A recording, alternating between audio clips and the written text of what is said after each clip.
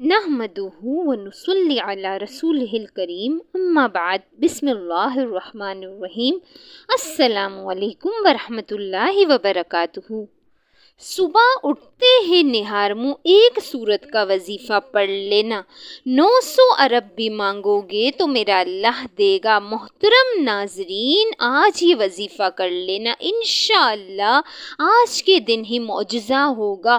اور کافی لوگ ایسے ہیں جو وظیفہ کر کے تھک گئے ہیں لیکن ان کو کامیابی نہیں ملتی، ان کے راستے میں اسی طرح کی رکاوٹیں ہیں، اسی طرح کی بندشیں ہیں، تو ان کے لیے یہ عمل ہے وہ اس وظیفے کو کر لیں۔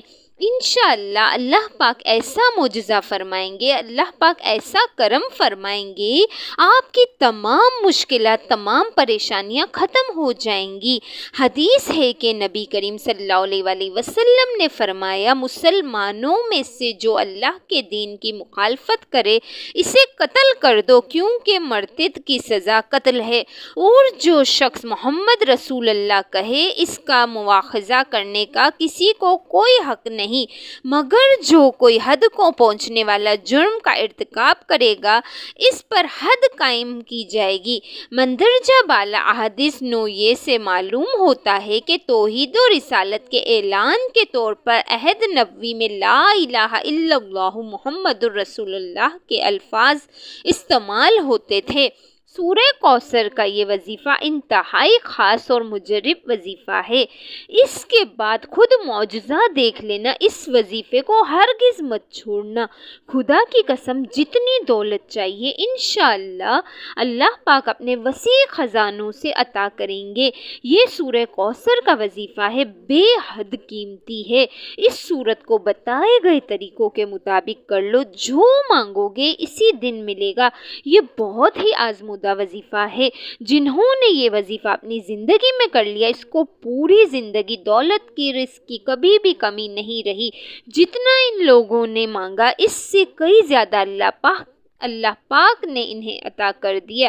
اللہ پاک کا ارشاد ہے، ترجمہ کہہ دیجئے کہ بے شک میرا رب ہی اپنے بندوں میں سے جس کے لیے چاہے روزی کشادہ کر دیتا ہے اور جس کے لیے چاہے تنگ کر دیتا ہے، اور جو کچھ تم اللہ کی راہ میں خرچ کرتے ہو اللہ اس کا پورا بدلہ دے گا، اور وہ سب سے بہتر روزی دینے والا ہے۔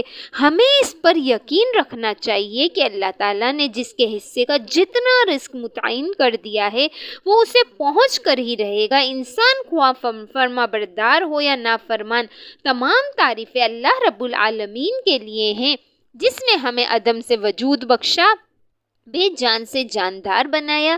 اس نے ہماری زندگی کے لیے انواع و اقسام کی چیزیں مہیا فرمائی تاکہ ہم ان کے ذریعے دنیاوی زندگی بآسانی گزار سکیں، اور جس مقصد کے لیے اللہ تعالیٰ نے ہمیں پیدا فرمایا ہے اس مقصد پر کھرا اترا سکیں۔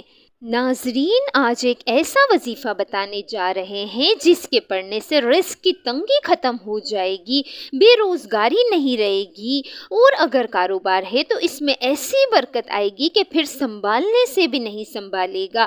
آپ یہ وظیفہ کسی بھی دن کسی بھی وقت کر سکتے ہیں، جب آپ کو وقت مل جائے، چاہے رات کو یا دن میں یا تہجد کے وقت بھی آپ کر سکتے ہیں۔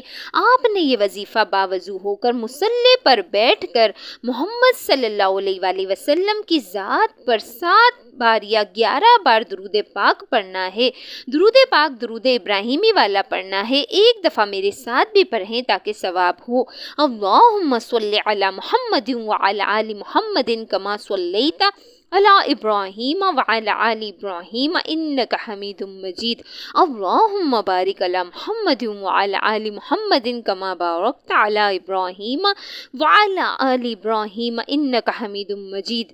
درود پاک پڑھنے کے بعد سورہ کوثر کا ایک ایسا مختصر عمل جس سے کاروباری رکاوٹ، بندش، نکاح، محبت، بے روزگاری، نافرمان اولاد کو راہ راست کرنے کے لیے لاجواب عمل ہے۔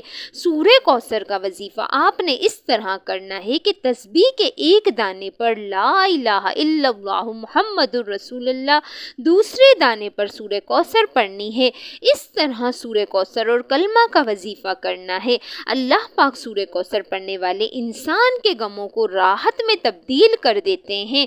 یہ فضائل ہے جو اس دنیا میں انسان کو حاصل ہوتے ہیں، اور آخرت کے فضائل کے بارے میں تو نبی کریم صلی اللہ علیہ وآلہ وسلم کے ہاتھوں سے انسان کو کوثر نصیب ہو جائے تو اس سے بڑی نعمت کیا ہوگی۔ نبی کریم صلی اللہ علیہ وآلہ وسلم کی سنت پر عمل کرنے سے آپ کی ہر ایک سنت میں شفا اور برکت ہے۔ جو شخص اس سنت کے ساتھ چلے گا یقیناً دنیا و آخرت اس کے لیے راحت کا سبب بنے گی۔ اپنے اعمال پر توجہ دیجیے، حقوق العباد لازمی پورے کیجیے اور حقوق اللہ کا بھی خیال رکھیے، کیونکہ اللہ کبھی حقوق کے تلف کرنے والے کو پسند نہیں فرماتا۔ قیامت کے دن اللہ اپنے حقوق تو معاف فرما دے گا، مگر حقوق العباد یعنی اللہ کی مخلوق حقوق جو آپ نے ادا نہیں کیے ہوں گے ان کو معاف نہیں فرمائے گا، ان پر آپ کو سزا دی جائے گی اور آپ کی نیکیوں سے ان حقوق کو ادا کیا جائے گا۔ آپ اللہ پاک سے اپنی تمام حاجتوں کے لیے، اپنی مرادوں کے لیے دعا مانگ لیجئے گا۔ اللہ کے معنی اللہ تعالیٰ سے مانگنے اور اس کی بارگاہ میں اپنا دامن پھیلانے کے ہیں۔ دعا صرف مشکلات، پریشانیاں، بیماری سے چھٹکارا پانے کے لیے نہیں کی جاتی، بلکہ لوگ خالق حقیقی کی معرفت سے سرشار ہیں، وہ اس کی بارگاہ میں ہر وقت دعا کرتے ہیں تاکہ کرب الہی حاصل ہو جائے۔ قبولیت دعا کے لیے ایک ضروری شرط یہ ہے کہ آدمی جلد بازی سے کام نہ لے۔ بعض دفعہ ایسا ہوتا ہے کہ آدمی اپنی کسی حاجت کے لیے دعائیں مانگتا ہے، مگر جب بظاہر وہ مراد نہیں آتی تو مایوس ہو کر نہ صرف دعا کو چھوڑ دیتا ہے، دعا کرتے وقت انسان یہ محسوس کرے کہ اسے اللہ تعالیٰ سے استعانت کی شدید ترین ضرورت ہے اور صرف اللہ تعالیٰ ہی کی ذات پاک ہے۔ وہ اس مجبور کی دعا کو اس وقت شرف قبولیت سے نوازتا ہے جب وہ اس سے دعا کرے اور اللہ ہی کی ذات ہر تکلیف کو دور کرنے والی ہے۔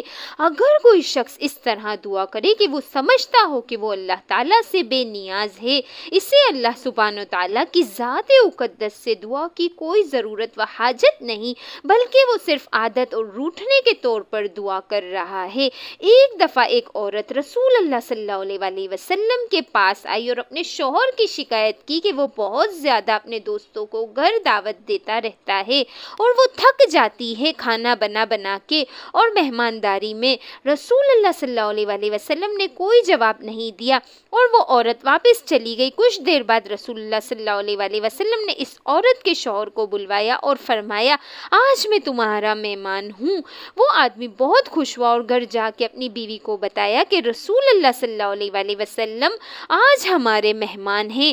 اس کی بیوی بے حد خوش ہوئی اور وقت لگا کر محنت سے ہر اچھی چیز تیار کرنے میں مصروف عمل ہو گئی۔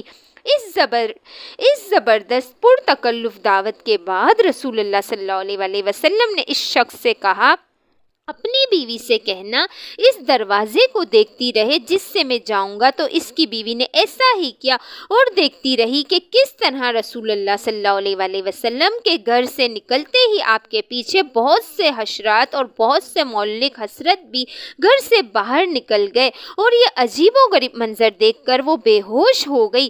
جب وہ رسول اللہ صلی اللہ علیہ وآلہ وسلم کے پاس آئی تو آپ نے فرمایا کہ یہ ہوتا ہے جب تمہارے گھر سے مہمان جاتا ہے تو اپنے ساتھ ہر طرح کے خطرات اور آزمائشیں اور مہلک جاندار گھر سے باہر لے جاتا ہے، اور یہ اسی وجہ سے ہوتا ہے کہ جو تم محنت کر کے اس کی خدمت مدارت کرتے ہو، جس گھر میں مہمان آتے جاتے رہتے ہیں، اللہ اس گھر سے محبت کرتا ہے۔ اس گھر سے بہتر اور کیا ہوگا کہ چھوٹے بڑے کے لیے کھلا رہے ہیں، ایسے گھر پر اللہ کی رحمت اور بخششیں نازل ہوتی رہتی ہیں۔ رسول اللہ صلی اللہ علیہ وآلہ وسلم نے فرمایا، جب اللہ کسی کا بھلا چاہتے ہیں تو اسے نوازتے ہیں۔ انہوں نے پوچھا، کس انعام سے؟ اللہ کے رسول اللہ صلی اللہ علیہ وآلہ وسلم، مہمان اپنا نصیب لے کر آتا ہے اور جاتے ہوئے گھر والوں کے گناہ اپنے ساتھ لے جاتا ہے۔